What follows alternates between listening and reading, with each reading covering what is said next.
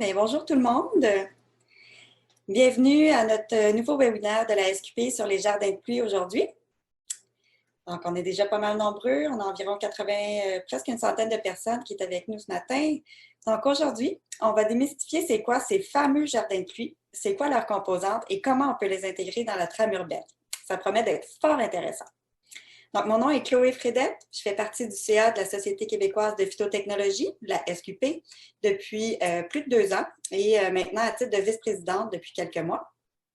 J'ai fait des études en biologie végétale et j'ai toujours été fascinée de voir comment les plantes, en faisant ce qu'elles font depuis des millions d'années, possèdent la solution à tant de nos problèmes. Donc, au nom de tous mes collègues, je souhaite la bienvenue aujourd'hui. Pour ceux qui ne nous connaissent pas encore, mais la SQP, c'est une société à but non lucratif. Nos activités sont basées exclusivement sur le travail du conseil d'administration qui est entièrement bénévole. Notre mission première, c'est de promouvoir l'utilisation des phytotechnologies. Donc, petit rappel, les phytotechnologies, c'est l'utilisation des plantes pour solutionner des problèmes environnementaux. Donc, par exemple, épurer l'air, l'eau, le sol, contrer l'érosion ou le ruissellement ou restaurer des sites dégradés. Et donc, ça inclut les marais filtrants, les toits et les murs végétalisés, la phytorémédiation, des sols contaminés, les bandes riveraines et, bien sûr, les outils de gestion pluviale comme les jardins de pluie qu'on va voir aujourd'hui et les systèmes de biorétention. Donc, pour remplir notre mission, on organise des colloques annuels, on produit des documents et des fiches techniques, on offre des bourses à des étudiants qui œuvrent dans le domaine des phytotechnologies. Mais surtout, cette année, entre autres, avec le contexte de pandémie, on organise des événements virtuels, que ce soit des visites de sites ou des webinaires comme celui d'aujourd'hui. Donc, si vous voulez en savoir plus là, sur la SQP et nos activités, je vous invite fortement à consulter notre site internet, phytotechno.com, et à vous abonner à notre infolettre. Vous pouvez aussi évidemment nous soutenir en devenant membre de la SQP. Ça vous offre plusieurs avantages, mais je vais revenir là-dessus à la fin du webinaire. Aussi aujourd'hui, je suis super heureuse de vous présenter nos partenaires financiers. C'est eux qui nous permettent de vous proposer des activités gratuites et de maintenir nos activités à la SQP. Donc, on remercie chaleureusement Ramea Phytotechnologies, notre partenaire principal, les membranes Hydrotech et le groupe Rousseau-Lefebvre, nos partenaires permanents, Waste Management, Serge Barbeau, Service Conseil en environnement et Gloco, nos partenaires du webinaire d'aujourd'hui. Donc, je présente maintenant notre conférencière d'aujourd'hui. Ça va être Mélanie Glorieux. Mélanie est aussi membre du CA de la SQP et elle est directrice de projet et associée chez Rousseau-Lefebvre. Elle est architecte paysagiste et elle a une maîtrise en génie de l'environnement. Elle possède une expérience pointue dans la conception tout en intégrant la gestion optimale des eaux pluviales et les phytotechnologies. C'est la première professionnelle certifiée site AP au Canada. Et elle fait la promotion de la régénération de sites afin de s'assurer le meilleur rendement des services écosystémiques, tant au milieu urbain que périurbain. Dans le cadre de ses fonctions, elle participe à la rédaction et la révision de documents d'industrie, tant au niveau local que national, et elle donne vraiment plusieurs conférences afin de partager ses connaissances avec les autres professionnels et les décideurs. Donc, avant de lui céder la parole, juste un petit mot sur le déroulement du webinaire aujourd'hui. Déjà, on est très nombreux, donc je vous demanderais là, pour s'assurer que le côté informatique se passe bien, de tout le monde garder notre caméra et notre micro fermés. Il va y avoir une période de questions à la fin du webinaire. Donc, encore une fois, vu qu'on est très nombreux, c'est possible qu'on ne soit pas capable de répondre à toutes les questions, là, mais on va s'assurer de répondre au mieux. Et donc, pour ceux qui se demanderaient, la présentation d'aujourd'hui, elle est enregistrée. Toutefois, elle va être disponible en rediffusion seulement pour les membres de la SQP. Donc, sur ce, Mélanie, je te laisse la parole. Merci. Bonjour tout le monde. En ce beau matin frais, maintenant frais, mais au moins ensoleillé. Donc, bienvenue à cette présentation. Alors, dans la phrase qui maintenant devient de plus en plus commune pour tout le monde, est-ce que tout le monde voit bien mon écran? Que quelqu'un peut me répondre, Chloé ou Marie-Ève? Oui, tout va bien. OK, parfait. C'est toujours, on avait fait le test tout à l'heure, mais on vérifie toujours. Alors, bonjour. Donc, aujourd'hui, les jardins de pluie, pour ceux qui me connaissent, savent que je travaille vraiment cet élément depuis, oh mon Dieu, depuis de nombreuses années maintenant. Ça va presque à 2 décennies. Et aujourd'hui, je voudrais, comme on a dit, démystifier. Je vais commencer en fait par parler un peu d'historique des jardins de pluie. Oui, on est déjà rendu là. Et ensuite, on va rentrer dans la conception et un peu les composantes des jardins de pluie. Donc, avec tout ça, on devrait quand même pouvoir bien s'amuser pendant les prochaines 40-45 minutes et j'espère qu'on aura des beaux échanges par la suite avec beaucoup de questions. Et pourquoi je te parle historique? En fait, parce qu'on m'a demandé les jardins de pluie qui, pour moi, comme vous allez voir, veut dire une chose, et ensuite on dit « Ah, mais jardin de pluie, biorétention, en fait. » C'est ça, côté, tu vas parler de biorétention. Ben, c'est là où est-ce que le questionnement est entré. En fait, ce point particulier est venu sur la terminologie. Hein. Ceux qui me connaissent aussi savent que pour moi, les mots exacts sont très importants. Donc, on va un peu regarder tout ça aujourd'hui. Ah, ça avance pas, juste pour le faire. Ah, voilà, ça devrait être correct. Donc, historique. Alors, il faut comprendre que si on retourne vraiment en arrière, la première édition du Prince George County au Maryland qui a fait le Bioretention Manual, parce que la question c'est bio de rétention ou jardin de pluie. C'est vraiment là où est-ce qu'on essaie de quand même mettre les limites. Et la première édition est en 1993, c'est pour ça que je parle quand même d'historique. Ensuite, édition de 2007, c'est là où est-ce qu'on parle de biorétention et que la mention de jardin de pluie ou de rain garden entre en ligne de compte. Ils disent quand même que, bon, dans la définition de qu'est-ce qu'une biorétention, là, je vous ai mis un extrait en anglais, je n'ai pas fait la traduction, mais essentiellement, on parle que la biorétention sont des aménagements terrestres qui traitent la qualité de l'eau et la quantité de l'eau de ruissellement urbain, ainsi que la gestion des polluants. Donc, essentiellement, c'est ça que ça veut dire. Donc, ça, c'est un peu l'origine de où est-ce que venaient les jardins d'eau. C'est sûr que dans l'histoire des jardins, je suis certaine qu'on pourrait remonter même plus loin pour ce genre d'habitude-là, mais si on parle vraiment des appellations biorétention et jardin de pluie. Ensuite, elles sont apparues en 2010-2011 dans les guides québécois. Donc, j'ai pris aussi les anciennes appellations, le MAMRO en 2010, qui maintenant qui a un autre nom, et en 2011, le MDDEP, qui maintenant aussi a un autre nom, ont quand même adressé ces questions-là. Donc, c'est qui ont commencé vraiment pour essayer de définir au Québec comment l'utiliser. Donc, avec deux extraits, donc à gauche, extrait du guide du MAMRO et à droite, extrait du guide du MDDEP. Les différents éléments de gestion des eaux pluviales, parce qu'évidemment, ça, c'était pas un Bioretention Manual, c'était vraiment des ouvrages beaucoup plus complets. Ils identifient, donc on voit aussi la notion de jardin de pluie, biorétention, des fois c'est juste biorétention. Donc, à droite, on le voit, contrôle à la source sur terrain privé et sur terrain public. C'est là où est-ce qu'on voit qu'il y a une différence de nom. Alors, c'est là où on peut commencer à essayer de tracer une espèce de limite entre les deux, si on veut, ou une différenciation entre les deux. Il ne faut pas oublier, évidemment, on est aujourd'hui pour la SQP, donc on avait quand même, en 2018, est arrivé un document qui, justement, des fiches techniques sur les aires de biorétention et qui a été produite par l'équipe de la SQP et qui est aussi encore un extrait, dire l'expression rain garden ou jardin de pluie, ça reconnaissait que c'était déjà dans la littérature et c'était plus grand public. Mais qu'on remarquait qu'au niveau au Québec, ben, ça devenait quand même un peu, jardin de pluie, biorétention devenait un peu interchangeable.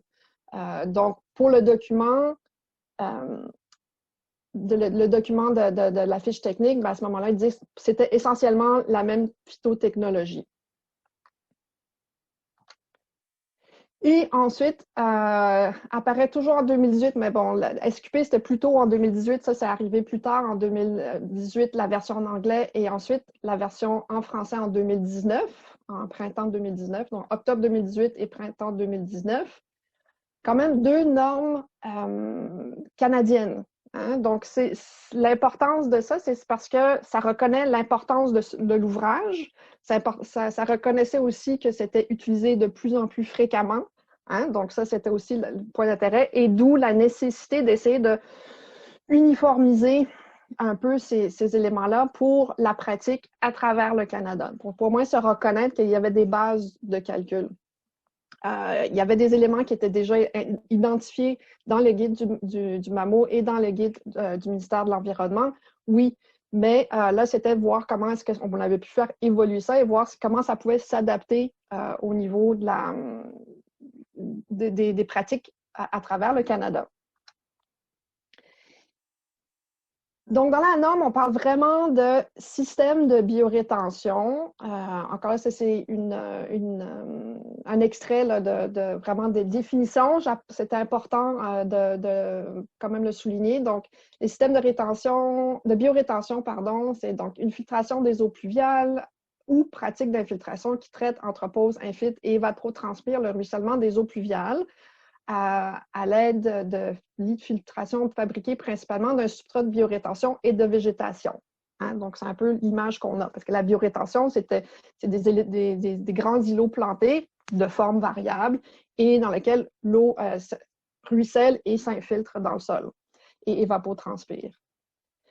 Et ici, vraiment, il y avait une notion de jardin de pluie qui aussi avait été adressée, mais comment dire, reconnaissant que c'était quand même quelque chose qui était fait référence à la biorétention, mais ce n'est pas considéré comme un équivalent. Donc, pour la norme canadienne, jardin de pluie, ce n'est pas égal à la biorétention. Et ça, s'il y a des membres de l'équipe de la CSA qui nous écoutent aujourd'hui ou qui m'écoutent aujourd'hui, on avait eu justement un débat à ce sujet-là pour voir comment essayer de le traiter, parce que c'est vraiment tout à fait similaire comme système. Donc, avec ça, je vous ai présenté ça, mais la question que vous allez dire, bon, alors Mélanie, c'est quoi? Jardin de pluie ou biorétention? Hein? Donc, les images que je présente en haut en bas. Quelle est la réponse? Je vous dirais que de façon usuelle, évidemment, c'est pas quelque chose qui a été vraiment statué, mais on a vu déjà dans les définitions ou dans les extraits de texte précédents qu'il y avait vraiment une idée qu'il y a une similitude entre les deux ouvrages, mais qu'il y en a qui mettent des balises de un par rapport à l'autre. Et là où est-ce qu'il y a la plus grande balise, ben, c'est au niveau de la norme CSA, parce que c'est une question de rôle et responsabilité. Donc, la biorétention est perçue comme plus municipale, industrielle, commerciale, donc tout ce qui est un peu plus voie publique, essentiellement, stationnement et autres.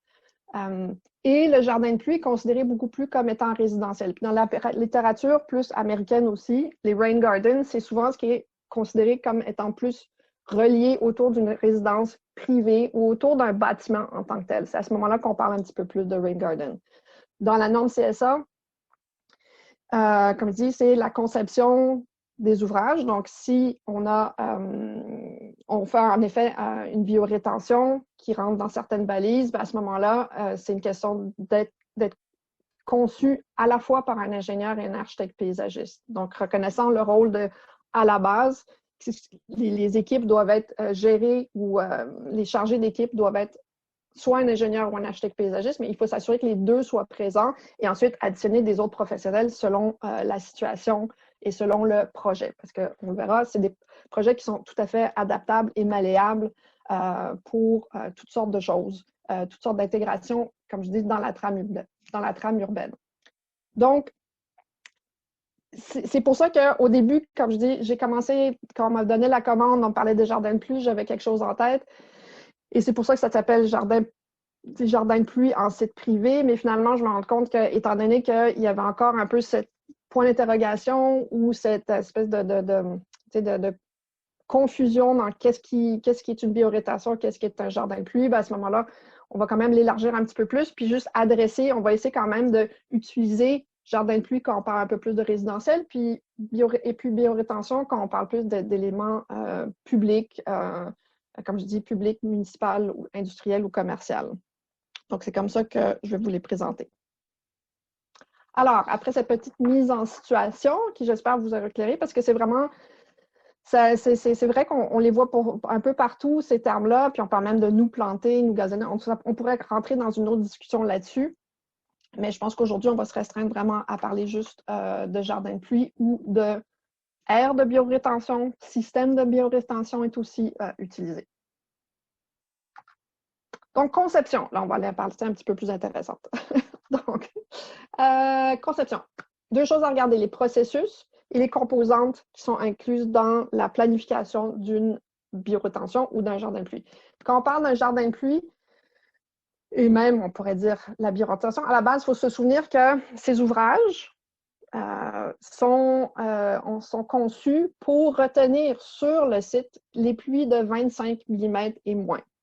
Donc, c'est vraiment les petites pluies. Donc, malgré qu'on ait dit biorétention, ce n'est pas comme un bassin de rétention. Un bassin de rétention a un fonctionnement un petit peu différent. Mais c'est vrai qu'on a de l'accumulation de surface. Donc, on se rappelle que c'est ça, et d'où la notion de rétention, c'est qu'on voit qu'il y a de l'eau qui s'accumule pour s'infiltrer dans le sol.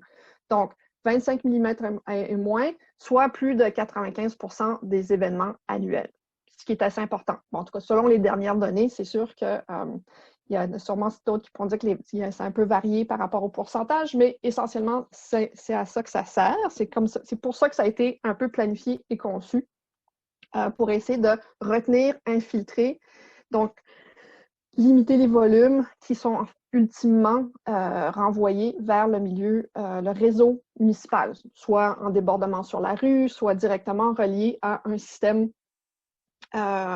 souterrain. Et en fait, une façon aussi de parler de jardin de pluie ou biorétention, ce qui peut être adopté, c'est que, bon, on parle toujours à l'échelle du lotissement, donc on parle toujours à une échelle un peu plus petite.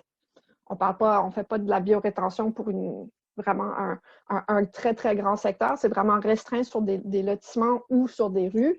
Mais vous voyez ici en exemple la biorétention, c'est donc un extrait du guide provincial, mais qui montre qu'en fait, la biorétention, c'est plusieurs petits points d'aménagement qui sont planifiés pour recevoir les eaux de ruissellement de la toiture, des stationnements, juste de la surface générale du site, et ce qui peut être sous-entendu aussi, c'est qu'ils ne sont pas nécessairement reliés de façon souterraine avec un drain, donc pas reliés de façon directe vers le réseau municipal, mais peut-être plus avec des débordements de surface ou permettant quand même de déborder, parce que bon, de temps en temps, on a des événements de pluie de plus de 25 mm.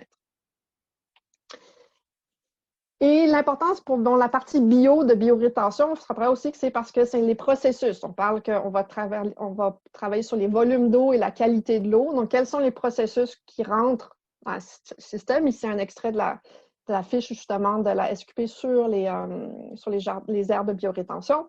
Donc, on parle d'infiltration dans le sol, d'évaporation et d'évapotranspiration à partir du sol et des plantes. C'est pour ça que le bio rentre en ligne de compte, c'est les plantes, entre autres, en surface. Et ensuite aussi, pour la qualité de l'eau, par la filtration des polluants, surtout polluants organiques, au niveau du système racinaire. Évidemment, c'est aussi les bactéries qui vivent autour du système racinaire qui vont permettre de filtrer les polluants organiques de l'eau qui va ruisseler sur le site.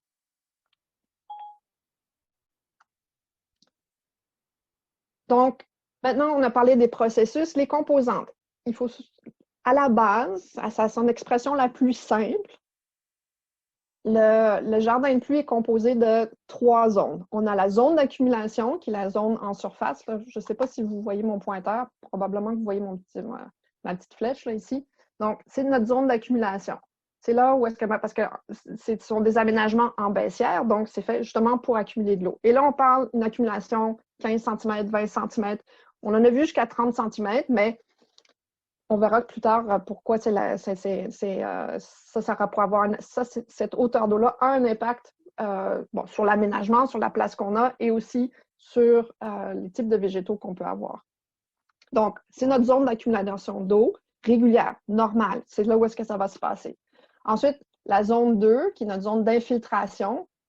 Ici, c'est identifié, ils appellent ça zone de filtration, mais c'est parce que c'est là où est-ce que ça se passe aussi. Donc, c'est là où est-ce qu'on infiltre l'eau dans la terre. Et c'est le système racinaire. Donc, en même temps, oui, c'est la zone de filtration. C'est là où est-ce qu'il va y avoir une filtration des polluants. Et en option, on voit la zone de recharge qui est une zone en dessous. Donc, soit on peut infiltrer directement dans le milieu naturel ou se créer une zone de recharge. Ça, c'est un peu les trois catégories standards des couches, si on veut, d'une aire de biorétention ou d'un jardin de pluie. Ici, c'est vraiment plus typiquement peut-être aussi relié au jardin de pluie parce qu'on voit que ce n'est pas connecté d'aucune autre façon en système souterrain. C'est vraiment si là, s'il y a plus que le volume d'eau espéré ou calculé dans le jardin de pluie, ben là, ça va juste déborder en surface. Il reste qu'il y a quand même 4 configurations de base. Donc, celle qu'on a vue en haut à gauche, qui est celle sans drain. On peut avoir avec aussi le drain, très simplement, comme on voit en bas à gauche, qui est dans le fond. Ça, à ce moment-là, ben oui, ça peut commencer d'être plus dans une catégorie, d'aller plus dans la biorétention que dans le jardin de pluie. Ensuite, on avait, ici, c'est la zone de recharge ou zone anaérobique qui est mentionnée, parce que c'est ici où est-ce que l'eau qui passe à travers le substrat ou le sol pour plantation, où est-ce qu'il y a de la filtration, c'est là où est-ce que l'eau peut s'accumuler en dessous et rester là juste assez pour soit créer une zone anaérobique pour des questions justement de filtration de certains polluants, mais il reste que l'avantage, surtout quand le drain, lorsqu'il y en a un, est placé plus haut, mais ça peut aussi créer une zone de recharge pour les plantes, dépendant du matériel qu'on va utiliser. Ici, on voit illustrer du petit gravier, mais il y a des façons que ça devienne une recharge d'eau parce qu'on se rappelle, jardin de pluie ne veut pas dire jardin d'eau. Au tout début de ma carrière, quand on commençait les jardins de pluie, on entendait ça souvent. Jardin de pluie étaient souvent appelés des jardins d'eau. Mais c'est pas vrai. C'est tout à fait comme on a vu dans la définition de base, c'est un aménagement terrestre. C'est un aménagement de plantes qui doivent être capables d'être inondées, mais ils doivent quand même être, la majorité du temps, ça va être des zones complètement sèches, comme tous les autres zones d'aménagement. Donc ici, ça offre une possibilité d'avoir une zone de recharge. Et ici, c'est une autre variation, donc avec une zone de recharge un petit peu différente. Donc, dans les éléments à considérer, donc maintenant, on a fait un peu toutes nos couches. Qu'est-ce qu'on doit planifier quand on fait jardin de pluie ou biorétention? C'est évidemment, il y a toute une série d'études préliminaires à faire, pour pouvoir le faire correctement, savoir vraiment tous les intrants nécessaires. Ensuite, il faut fixer des objectifs du jardin de pluie, établir c'est quoi le milieu de croissance ou le substrat, ou le sol de plantation, il y a des différents termes, mais souvent on va plus milieu de croissance ou substrat. Il y aura le choix des plantes et évidemment, il y aura l'entretien. Une conception ne peut pas bien fonctionner si elle ne prend pas en considération l'entretien des végétaux et de l'espace en tant que tel. Parce qu'il reste que c'est un ouvrage. C'est un ouvrage surtout qu'on l'appelle, quand il est placé en zone de biorétention. Donc, c'est vraiment un ouvrage qui se substitue à des ouvrages plus traditionnels, que j'espère, un terme qui va être désuet bientôt, mais de puisard et de tuyauterie. Donc, ces éléments-là ont un entretien. Bien, les aménagements de biorétention ou jardin de pluie, ils ont un entretien spécifique. Et donc, il faut le considérer dans la planification, quand on l'intègre dans une trame urbaine, qu'est-ce qui est possible de faire vraiment. Donc, est-ce que l'entretien va être adéquat? Est-ce qu'on a le personnel pour le faire correctement? Dans les études préliminaires, ben, tout de suite, on peut parler évidemment sol en place, c'est nécessaire. Quelles sont les composantes physiques? Hein, qu'est-ce que la granulo? Qu'est-ce qu'on a comme sol en place? Est-ce que c'est argileux? Est-ce que c'est quelque chose d'un petit peu plus sablonneux? Ça va avoir une importance. Quel est notre taux de matière organique? Un peu tout ça qui, pour la majorité des personnes qui font de l'aménagement, est de toute façon quelque chose qu'il faut considérer dans tout projet. Donc, il n'y a rien de nouveau là-dedans. Il faut juste être conscient de notre sol en place. La différence ici, c'est l'infiltration, d'avoir des calculs d'infiltration pour savoir un peu est-ce qu'on a une infiltration déjà de notre sol qui va nous permettre d'avoir une infiltration rapide. Est-ce qu'il faut essayer de compenser? Est-ce qu'on doit essayer d'amender? C'est tout ça qui va être capable qu'il faut savoir pour pouvoir faire la planification correctement, pour faire tous les calculs correctement. Parce que c'est vraiment presque un petit casse-tête qu'il faut essayer d'élucider dès le départ parce que c'est une partie sur quel est l'aménagement qu'on veut, quelle est l'infiltration possible en sous-sol, donc notre sol en place, quel est ensuite par rapport aux objectifs qu'on va se fixer sur quel type de biorétention au jardin de pluie on veut faire. Et c'est toutes ces petites pièces-là ensemble qui vont faire qu'on va faire des choix pour faire une planification la plus adaptée à notre site. Le niveau de la nappe phréatique, ben oui, ça c'est un incontournable parce que c'est sûr que si la nappe phréatique est haute, c'est absolument pas recommandé de faire soit un jardin de pluie ou une biorétention, ça c'est clair. Il faut pouvoir prévoir au moins 1 mètre de distance entre le fond de l'ouvrage, donc le fond de l'excavation, comme j'ai montré dans les croquis. Il faut au moins avoir 1 mètre de dégagement en dessous de ça, de la nappe phréatique, et ça, c'est au moment où est-ce qu'elle est le plus haut au niveau dans l'année. Donc, des fois, ça va, en fait, certains sites ne pourront pas donc s'adapter ou intégrer de biorétention. Ça, il faut le savoir. Ça, c'est vraiment l'item qu'il faut essayer de régler le plus rapidement possible, savoir ce niveau-là, parce que c'est ce qui va nous permettre de les intégrer ou pas. La végétation environnante, qu'est-ce qu'on fait, qu'est-ce qui se passe déjà autour du site où est-ce qu'on va les intégrer pour assurer une biodiversité. Donc, il faut savoir vraiment qu'est-ce qu'on a déjà à proximité. Les activités sur le site. Donc, est-ce que c'est une zone où est-ce qu'il va y avoir beaucoup de polluants, est-ce qu'au niveau des voitures, au niveau, est-ce qu'il y aura du camionnage, est-ce qu'il y a des possibilités de déversement? C'est tout ça qu'il faut aussi étudier pour savoir est-ce que je vais pouvoir vraiment infiltrer correctement? Est-ce qu'il va falloir que je protège mon fond d'excavation pour s'assurer qu'il n'y a pas de polluants qui se rentrent là-dedans, des éléments vraiment plus toxiques qui puissent se rendre dans le milieu naturel? Un peu le même principe qu'on aurait si on avait un puiseur aussi. Il faudrait faire attention. Si on utilise un puiseur, on ne peut pas juste déverser n'importe quoi dans un puiseur. Ensuite, il faut aussi regarder c'est quoi nos volumes à traiter, c'est quoi notre superficie qu'on aura à traiter, notre bassin versant, si vous voulez, et savoir est-ce qu'on le subdivise, est-ce qu'on peut le subdiviser en plusieurs ouvrages, comme on a vu dans le petit croquis en haut. Des fois, c'est un peu plus tôt, c'est plus facile d'avoir plusieurs petits ouvrages qu'un gros, et la hauteur d'eau souhaitée. Donc, dans les objectifs, on parle vraiment d'infiltration et filtration. C'est les deux grands objectifs d'une biorétention ou d'un jardin de pluie. Là, je vous ai donné des références au niveau du taux. C'est vraiment par rapport au substrat de plantation, quel type de... C'est à la base des choix et qui ensuite vont découler toutes sortes d'autres paramètres. Donc, est-ce qu'on veut faire du traitement?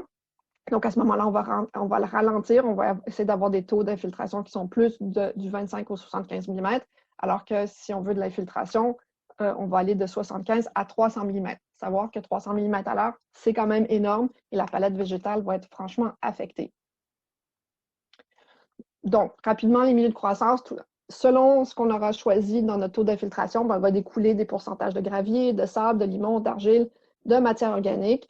Le pH, qui de même reste assez standard pour des pH de plantation, ainsi que la capacité d'échange cationique et les taux de phosphore. Ça, c'est assez similaire.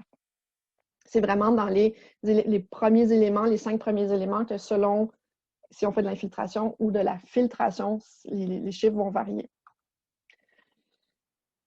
Et donc, comme on dit, la superficie de l'ouvrage, c'est en fonction de la superficie de drainage. Et il y a des formules qui existent. Pour la biorétention, il y a dans le guide, dans la norme CSA aussi, il y a absolument des formules qui existent. Mais à la base, il faut se rabattre sur le principe qu'il est souhaité retenir les 25 premiers millimètres d'une pluie. Ça reste l'objectif de base. Maintenant, les types de plantes. On parle d'arbres, d'arbustes, de plantes herbacées non graminoïdes et de plantes herbacées graminoïdes.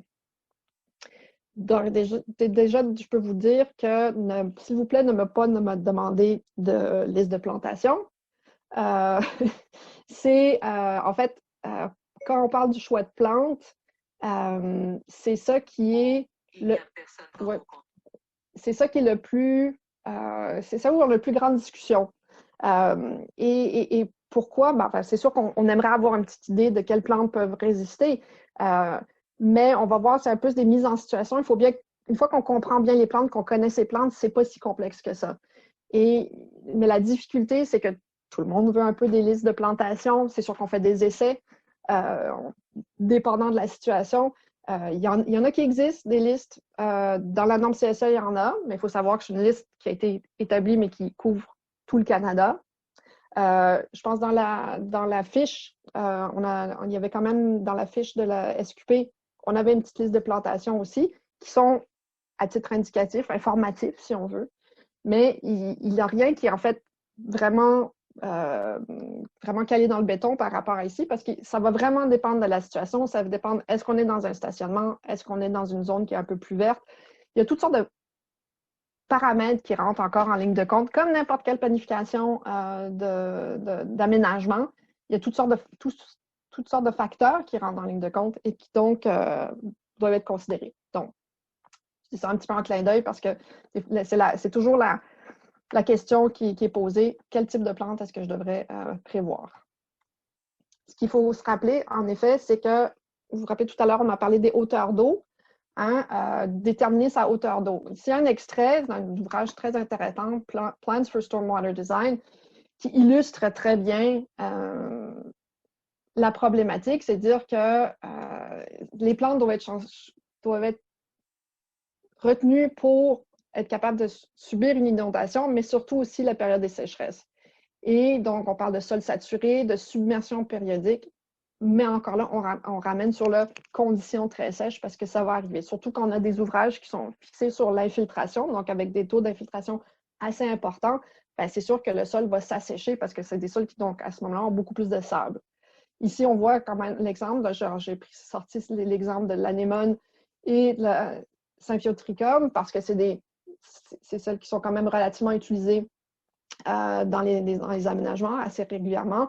Ben, ils vont dire ici, il faut savoir que l'anémone, elle peut prendre 2 jours d'inondation à entre 12 et 6 pouces, donc entre 15 et 30 cm.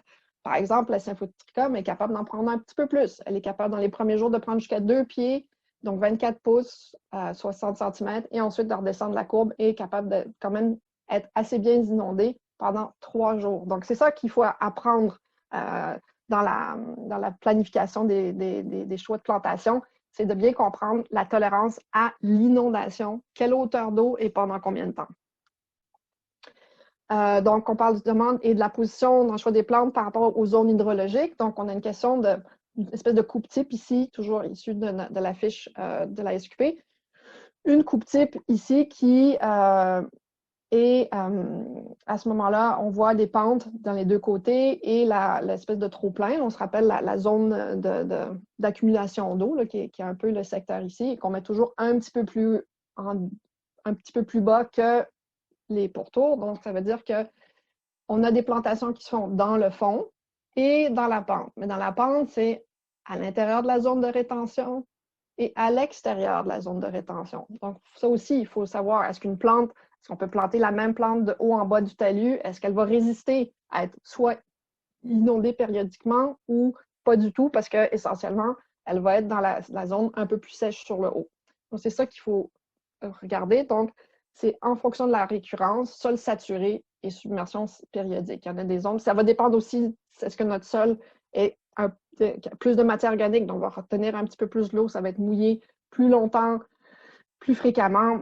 C'est un peu tout ça dans la réflexion qu'il faut être capable d'identifier selon notre situation, selon ce que ça arrive, soit dans notre jardin, à proximité d'un bâtiment ou en bordure de rue ou dans un stationnement. Donc, ici, des exemples de zones hydrologiques. Bien, ici, on voit que tu as des zones où est-ce qu'il y avait vraiment plus d'eau qui était présente à certains endroits, moins dans d'autres. C'était mouillé, mais pas nécessairement avec de l'accumulation. Le principe des petites pentes que je vous montrais tout à l'heure, c'est que l'eau, essentiellement, souvent, c'est une cuvette, donc c'est au centre. Et il y a des plantations latérales. Il y a des petites plantations qui étaient ici aussi. Mais on a aussi des plantes en milieu latéral qui vont bénéficier, évidemment, le substrat, c'est sûr que l'humidité va remonter dans le sol, mais ce n'est pas tout à fait la même chose que d'être vraiment dans l'eau. Et ensuite, ça va encore dépendre des configurations. Donc ici, plus dans une situation de place publique, où est-ce que l'eau monte tout à la même hauteur. Donc, c'est uniforme, il n'y a pas de pente, tout remonte au même niveau. Donc, ça, c'est une autre façon de faire aussi, c'est tout à fait valable. C'est juste une question de design de l'espace. Donc, vraiment juste une question, est-ce qu'on accumule l'eau, jusqu'à quel niveau?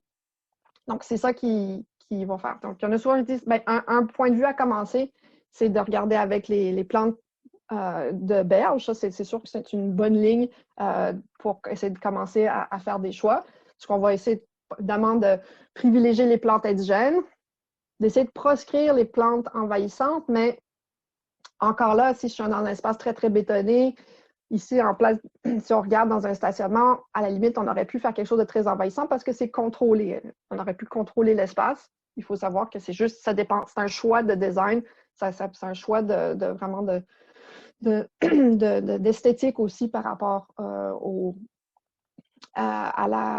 design général de la biorétention. Et on va évidemment parler de système racinaire. Parce qu'après tout, je l'ai dit un petit peu plus tôt, la biorétention, l'aspect bio de biorétention, puis dans le jardin de pluie, on l'a aussi, c'est le système racinaire qui va faire aussi beaucoup de travail. C'est la partie aérienne. On a vu l'évapotranspiration, hein, l'interception de la pluie, l'évapotranspiration, mais aussi c'est au système du niveau racinaire. Bon, ici, j'ai repris de Tim Fletcher pour ceux qui sont membres de la SQP, ceux qui ne sont pas encore membres, mais je suis certaine que vous allez devenir membres. Dans les conférences, les colloques organisés, il était venu en 2013 et nous a parlé évidemment de l'importance du système racinaire pour un peu bien comprendre. Ici, c'était pour la question de nitrification et dénitrification des sols. Donc, ça se passe toujours autour des racines des plantes. Et que finalement, quand on regarde des plantes pour leur esthétique, pour comment elles s'intègrent, ils sont capables d'être tolérants à l'inondation, mais en fait, ce qu'on devrait faire, c'est le regarder vraiment d'un point de vue, comment sont les racines en dessous, parce que les racines plus fines sont pour la filtration, les racines un peu plus épaisses seront plus pour permettre les canaux d'infiltration de continuer. Donc, entre autres, pourquoi les arbres sont souvent intégrés dans la biorétention, c'est parce que ça peut assurer la pérennité, si on veut, de l'infiltration du sol, pour assurer la continuité de l'infiltration du sol dans le temps pour l'ouvrage sur les 20-30 ans à suivre. Donc ça, c'était pour un peu, si on veut, sur les choix de végétaux. On a vu un peu, donc vous voyez qu'il y a plusieurs éléments à regarder quand on fait des choix de végétaux. On a évidemment, il y a le substrat, on a parlé de comment choisir. Moi, je vous dirais faire attention surtout dans la mise en place, parce que c'est de respecter les niveaux finis. On voit ici un exemple d'une biorétention qui était entre deux espaces de stationnement. Et la mise en place du sol, ben, le niveau fini, on voit, il a mis en place le sol, tout était beau, mais en même temps, les plantations ne sont pas encore là. La pelouse n'est pas encore là. Tous les éléments finis ne sont pas encore là, donc essentiellement, le nivellement ne serait pas correct. Et en effet, c'est ce qui est arrivé. On voit bien que, dans un exemple, ça a été corrigé par la suite, mais c'est le même endroit et on voit comment, à cet endroit-là, ben, parce que le nivellement du substrat a été fait de façon un peu trop juste, ben, quand on a commencé à faire les plantations puis qu'on a fait le reste, ben, finalement, c'était un peu trop haut.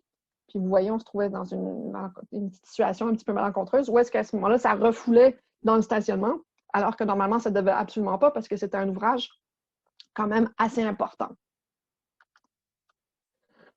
Ce qui m'amène à un autre point aussi, on a vu dans l'image, parce que vous voyez comment le paillis était haut, mais par rapport au paillis, c'est sûr qu'il y a la question justement de mise en place, même principe, le considérer dans notre niveau. Hein, dans notre niveau, c'est pas juste le niveau du sol, c'est le paillis. Bon, le type de paillis, ensuite, ça va aussi peut avoir un impact, la flottabilité.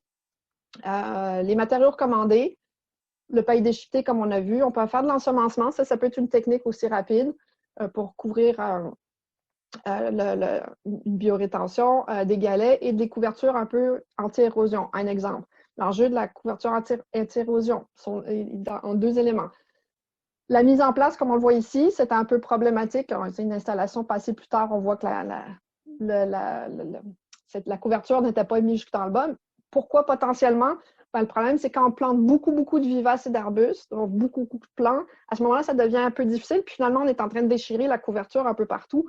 Et il faut se poser la question, est-ce que c'est vraiment à ce moment-là la meilleure solution? Est-ce que finalement, l'ensemencement ou le paillis traditionnel ne serait pas une meilleure option?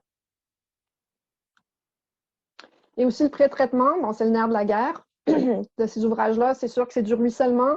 Bon, c'est sûr que si on ruisselle de surfaces gazonnées, comme on a vu dans les éléments de jardin public, jardin privé, excusez-moi, c'est moins problématique. On aura moins de sédiments en surface normalement, mais des situations comme ici, où est-ce qu'on c'est du ruissellement sur la rue, bien, c'est sûr qu'il faut penser à faire du pré-traitement, donc essayer de ramasser les sédiments pour éviter. On voit ici deux cellules faites au même moment. La situation est restaurée depuis, là, c'est une photo qui date de plusieurs années, mais comment finalement on se rend compte que ceux à gauche, ils recevaient presque pas de sédiments, ceux à droite ici, ils recevaient tous les sédiments et ils ont été essentiellement noyés sous les sédiments. Dans la gestion de chantier aussi, pensez, est-ce qu'il y a peut-être des mesures temporaires si on n'est pas capable de planter tout de suite parce que tous les sédiments quand même vont continuer à rentrer par le système. Donc, est-ce qu'on veut juste faire un paillis en attendant de planter? Parce que bon, ça c'est une image à Portland. À Portland, en Oregon, ils ne plantent jamais en période estivale, donc c'est toujours en fin d'été. Et donc, à ce moment-là, ils protègent quand même l'ouvrage en attendant et ils le protègent aussi avec des petites zones de paillis. Donc, à penser dans la conception quand on veut le faire, que ce soit encore milieu privé, milieu public, c'est un peu le même principe. Il faut protéger ces ouvrages pour s'assurer qu'on ne vient pas contaminer ou bloquer, colmater, si vous voulez, avec les sédiments. Et maintenant, quelques exemples. Donc, vous montrez aussi, surtout dans la conception, l'avantage ou comment dire, pourquoi utiliser la biorétention au jardin de pluie? C'est parce que c'est un ouvrage qui se module tellement facilement à toutes sortes de situations. Ici, c'était pavillon d'énergie net zéro à Annecy-Cartierville. Tout le long de la rue, on a planifié une plantation. C'est une question vraiment stylistique, si on veut. Oups, ça, je vois, excusez-moi, ça n'a pas bien passé ici, en haut. Donc, je vais l'ajuster par la suite. Donc, c'était la caserne, en fait, de pompiers à Mont-Saint-Hilaire. Comment ici, vous voyez, tout à coup, c'est une esthétique complètement différente. Grand bosquet, grande masse et beaucoup plus arbustive. L'autre était un peu plus vivace. Ici, un exemple à Chicago, c'est plus linéaire, c'est vraiment plus structuré. On voit vraiment des éléments un peu plus uniformes. Bon, c'est sûr, l'âge peut-être n'est pas le même, mais quand même, on voit qu'il y a quelque chose d'un petit peu différent. Ici, il n'y aura pas d'arbres. Alors que précédemment, il y en avait. Ici, ça permet aussi de s'intégrer à quelque chose, de s'intégrer à son milieu. Ici, c'était dans un grand espace naturel. Donc, ça se voulait vraiment représenter tout ce qui était la côte, parce que c'était vraiment sur le Golden Coast en Australie. Donc, ça voulait vraiment représenter un peu le même principe. Ici, c'est encore arbustes vivaces avec l'empierrement. C'est devenu vraiment un aménagement dans lequel il y avait de la biorétention. Donc, c'est vraiment assez sympathique. Ici, c'est l'exemple à Trois-Rivières. Aussi, donc c'est des grandes zones de plantation. Ce sont des choix, c'est quand même, ça va assez bien, je pense, mais donc, on a ici aussi il y a arbustes vivaces, il me semble, dans ces planifications-là. Donc, vraiment des grandes bandes linéaires qui deviennent une transition entre les résidences et le trottoir. C'est vraiment assez bien fait. Ici, c'est au niveau de plus petite échelle. Ici, c'était plus vivace. Ça, c'est pour ceux qui connaissent, c'est notre ancien bureau. Et aussi, ça permet juste d'intégrer différents niveaux. On fait des passages à travers parce qu'ici, c'était vraiment pour dire on faisait le pont par-dessus l'espace à partir du trottoir. Donc, il y a vraiment une gamme assez variée de planification. Donc, que ce soit en milieu résidentiel ou commercial, parfois c'était notre ancien bureau. On a aussi, si on pense au niveau des stationnements, les grands îlots de stationnement, ils ont vraiment la possibilité de l'intégrer. De toute façon, il faut pouvoir avoir des aménagements, des bandes vertes maintenant dans les plantations. Donc, pourquoi pas faire une biorétention à la place? Arbres, arbustes vivaces, encore une fois, toujours une espèce de mixité. C'est des opportunités de rentrer vraiment la biodiversité, différents éléments. La couleur, évidemment, on va parler aussi de pollinisateurs. Il y a toutes sortes de choses qui peuvent être intégrées à travers ça, que ce soit en trottoir ou en îlot central. Donc, à ce moment-là aussi, à gauche, 2 projets à Montréal, îlot central à droite. Ici, à gauche, c'était plus le long d'un trottoir, entre une rue et un trottoir. Et vous voyez ici, donc, les graminées sont souvent très, très, comment on dit, je devrais dire les plantes vivaces gramineuses. Et à ce moment-là, qui sont intégrées, qui se développent assez bien. Mais ça va encore dépendre aussi de la pollution à proximité. L'exemple à droite avait quand même eu beaucoup de soucis au niveau des sédiments et la pollution atmosphérique. Ça, c'était près de l'échangeur Turcot. Fait que vous imaginez, ils ont eu plusieurs années de beaucoup de poussière et polluants atmosphériques. Mais toujours avec arbres, arbustes vivaces, c'est assez diversifié. Comment est-ce qu'on fait la connexion avec le bâtiment? On se rappelle, au début, on a parlé un peu jardin de pluie, connexion avec le bâtiment. Est-ce que c'est par rapport à un apport en surface aussi? Donc ici, on avait à gauche, on avait l'autre toiture qui descendait dans l'ouvrage en contrebas avec un petit jeu dans une sculpture. Bon, c'est une image un peu iconique. C'est Portland, Oregon. Ceux qui ne connaissent pas, c'est la Mecque de la gestion des eaux pluviales. Si vous avez la chance d'y aller, allez-y.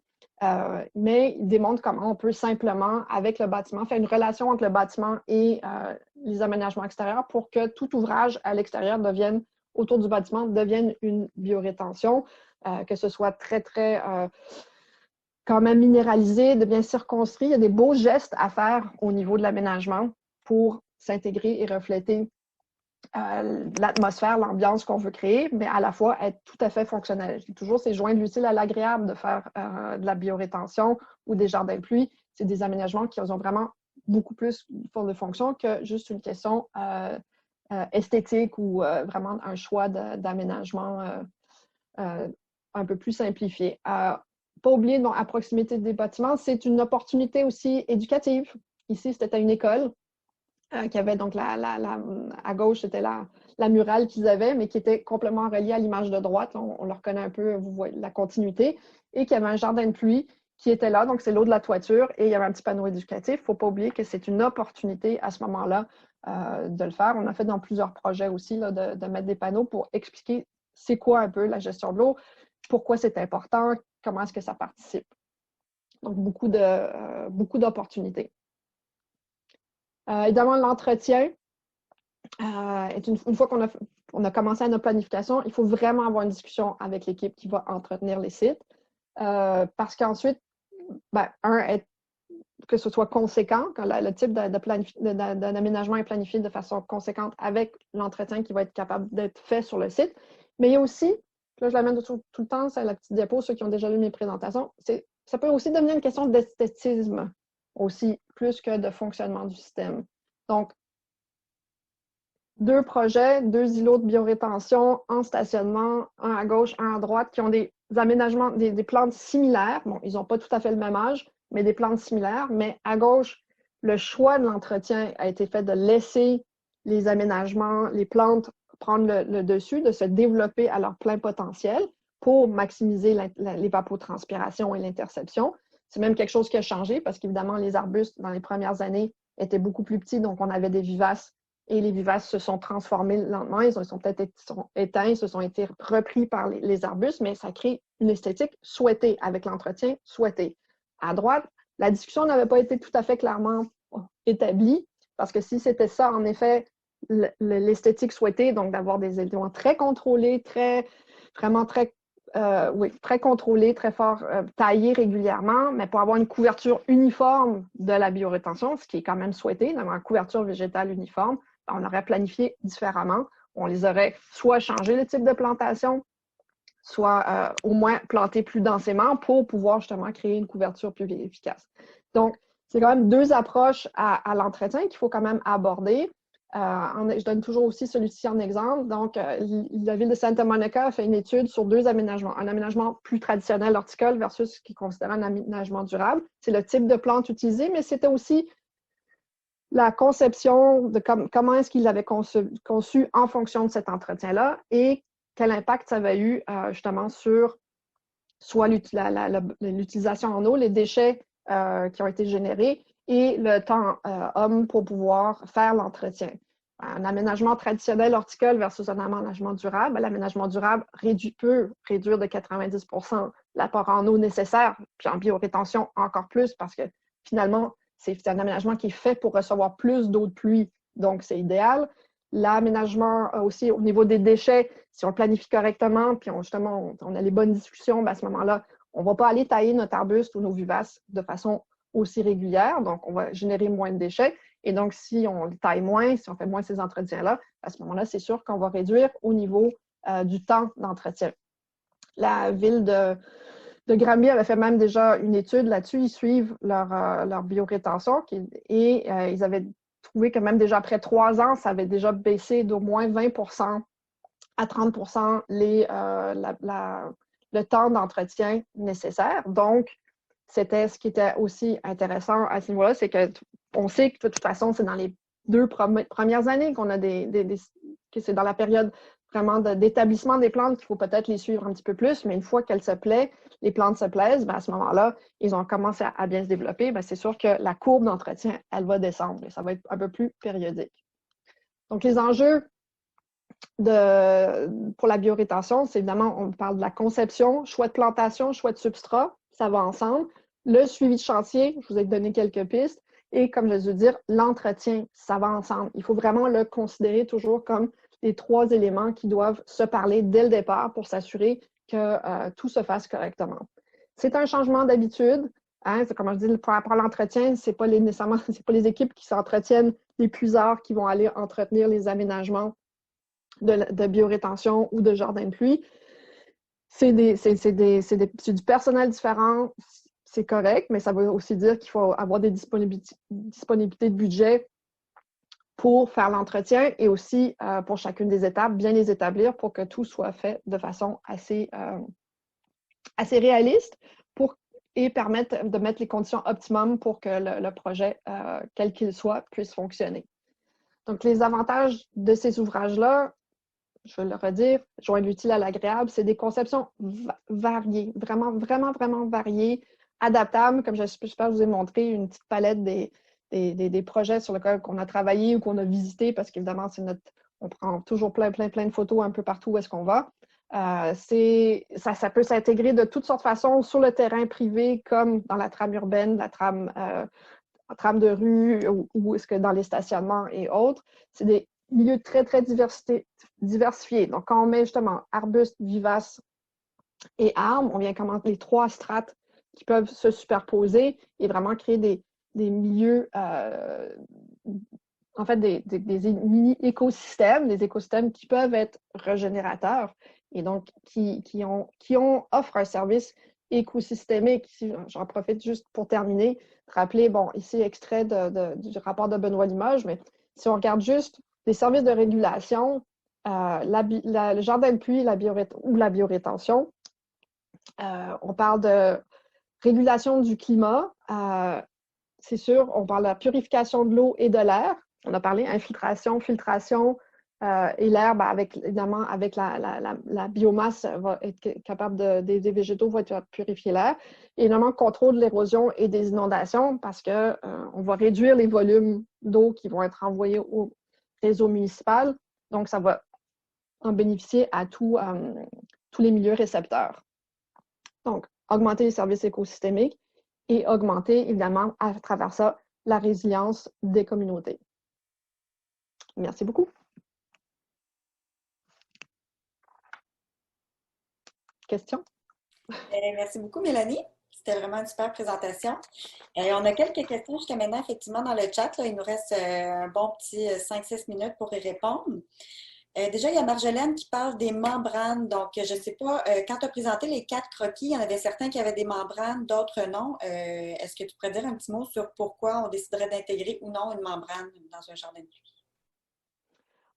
Oui, mais en fait, c'est sûr que, bon, ça va dépendre qu'est-ce qui est à côté. Parce que si on a une fondation granulaire, d'un côté, si on le regarde au niveau d'un stationnement ou d'un trottoir ou quoi que ce soit, c'est sûr que si on a une fondation granulaire, il y a une nécessité d'une membrane, un géotextile, si on veut, parce qu'en fait, c'est une question de juste pas faire migrer un substrat dans un autre. C'est vraiment le plus important, c'est quand on a une fondation granulaire à proximité. Si on a une terre existante d'un côté, donc je regarde si je leur faisais un à mon jardin, je n'ai pas besoin de faire cette ségrégation-là parce que c'est un terreau pour un autre terreau, c'est très similaire.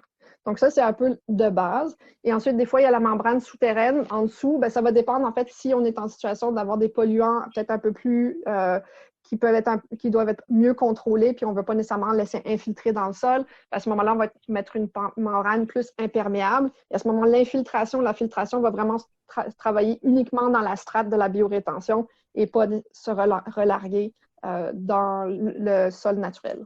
Très bien. Petite question rapide, est-ce que tu connais un moyen simple et pas trop dispendieux de déterminer le niveau de la nappe phréatique? C'est un petit peu plus pointu comme question, mais je ne sais pas si c'est... Euh, simple. Bon, probablement, c'est si on a si chaque printemps et on marche et on sent que ça fait un petit peu ch'touk, ch'touk, ch'touk, ch'touk, ch'touk, ça, la nappe phréatique est assez haute. Ça, c'est une OK, façon très facile de le savoir. c'est bon. Ben évidemment, j'ai une question là, qui doit te revenir beaucoup. Est-ce que le fameux sel de déglaçage est compatible avec des biorétentions en bordure de rue? Ah, je croyais qu'on n'allait pas me poser cette question-là. Bon, le sel de déglaçage est un problème pour toute plantation. Et ça, on l'avait déjà quand on faisait juste des plantations en banquette traditionnelle le long d'un trottoir près d'une rue. Ben, c'est sûr que non, il n'y a pas vraiment de façon de s'en débarrasser. La seule façon de s'en débarrasser, c'est de ne pas l'utiliser. Mais la biorétention n'est pas un outil pour modifier ça. Ça va passer à travers, ça va s'infiltrer dans le fond, ça va aller dans le fond de la biorétention et dépendant, ça va soit continuer à migrer dans le sol. C'est ça qui va arriver. Donc, il faut faire des choix de plantation en conséquence. Exactement. Très bien. Ouais. Donc, d'avoir des plantes pour ça.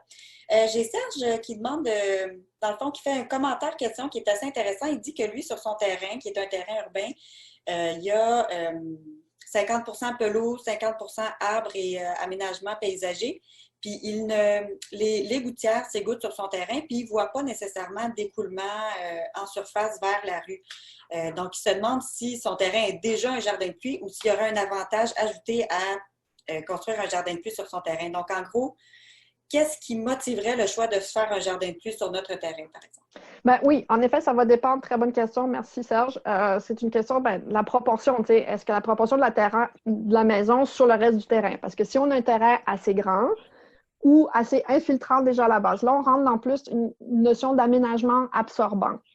Donc, c'est plus à la grandeur d'un terrain. Là, c'est une intervention qu'on veut un peu plus large et que si, en effet, son sol infiltre déjà beaucoup d'eau et qu'il n'y a pas vu de zone d'accumulation, il n'y a peut-être pas toujours vu l'eau aller jusqu'à la rue, mais bon, ça, c'est encore en discussion. Mais il est possible, en effet, d'avoir un bon ton d'infiltration. Et moi, dans mon jardin en arrière non plus, là, je ne vois pas d'eau qui s'accumule, mais c'est la proportion de ma toiture versus mon jardin là, qui fait la différence. Très bien, merci. J'ai une question assez intéressante. Quelqu'un qui demande si tu aurais des pistes d'influence pour influencer les décideurs publics pour augmenter la quantité de jardins de pluie et leur accessibilité. Si tu aurais des conseils à donner aux gens pour faire avancer le dossier un peu, disons.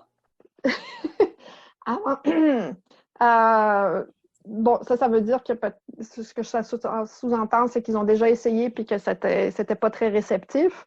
L'idée, c'est peut-être de voir comment leur faire connaître les sites où est-ce qu'il y en a déjà. En fait, c'est une question de confort. Est-ce que les personnes qui sont en charge de ça savent qu'est-ce que ça peut être, tous les potentiels, que c'est pas justement une solution unique. Ils ont peut-être une image en tête qui est peut-être pas nécessairement la bonne. C'est pas une question facile. Mais c'est sûr de continuer à discuter parce que les avantages sont nombreux. C'est une façon aussi, dans la plan d'adaptation au changement climatique, la biorétention, c'est un ouvrage important. Donc, ils peuvent peut-être sensibiliser leurs politiciens, le politique en leur disant, vous savez que ça peut être important aussi pour la communauté pour ça. Peut-être qu'ils sont capables d'aller les chercher sous un autre élément. Si ça réduit le volume d'eau qui est renvoyé au réseau municipal, ça réduit la charge justement sur peut-être tous les usines de traitement et autres. L'avantage est là. Ce n'est pas encore assez quantifié. On n'a pas encore de chiffres assez faciles à donner toutefois. Là. OK. Bien, écoute, je te remercie beaucoup. Il y a d'autres questions, mais malheureusement, là, si on veut respecter l'horaire et laisser tout le monde aller pour 11 heures, on va devoir interrompre la période de questions. C'était vraiment une conférence super intéressante. Mélanie, tu en as parlé de notre fiche technique. Donc, la SQP a effectivement produit une fiche technique sur les systèmes de biorétention. Donc, ce que je vais faire, je vais vous mettre tout de suite le lien dans le chat pour aller télécharger cette fiche-là. Donc, voilà, je viens de la mettre dans le chat. Vous pouvez directement aller la télécharger. Mais sinon, toutes nos fiches techniques sont disponibles aussi sur le site phytotechno.com gratuitement pour tout le monde. Je voulais vous dire aussi que notre prochain webinaire va avoir lieu le 11 décembre prochain. Ça va être animé par nul autre que le président de la SQP, M. Jacques Brisson, qui est professeur-chercheur à l'Université de Montréal et titulaire de la chaire de recherche CRSNG Hydro-Québec en phytotechnologie. Il va nous présenter ses travaux, les travaux de sa chaire et nous montrer comment on peut pousser toujours plus loin l'utilisation des plantes pour solutionner des problèmes environnementaux. Donc, un autre rendez-vous à ne pas manquer. Absolument. Puis, on en a parlé aussi, donc on vous invite évidemment à devenir membre de la SQP. Mais donc, qu'est-ce que ça vous donne de devenir membre? Bien, vous avez un accès exclusif à plein de publications scientifiques et professionnelles et entre autres aussi un bottin des entreprises du secteur des phytotechnologies. Vous avez des rabais sur les activités de nos associations partenaires, mais surtout, vous avez un accès exclusif aux présentations des colloques passés, mais aussi maintenant aux vidéos des activités virtuelles. Donc, pour revoir tous nos webinaires, vous y avez accès. Puis, bien sûr, l'argent de votre cotisation, qui est en passant juste 35 $ plus taxes, ça nous permet bien sûr de maintenir nos activités, puis de remplir notre mission, donc pour mettre un peu plus de verdure dans nos villes et améliorer notre environnement. Donc, je remercie encore une fois nos partenaires pour la séance d'aujourd'hui, Ramea Phytotechnologies, les membranes Hydrotech, Rousseau-Lefebvre, Waste Management, Serge Barbeau, Service conseil en environnement et Gloco. Et aussi un merci particulier à Marie-Ève Bédard des services Pelletier-Gosselin qui assure vraiment tout le volet organisation et logistique de nos activités. C'est vraiment, vraiment très apprécié. Donc, encore une fois, merci Mélanie pour la belle présentation, puis au plaisir de vous voir le 11 décembre. Merci, bonne journée. Bonne journée.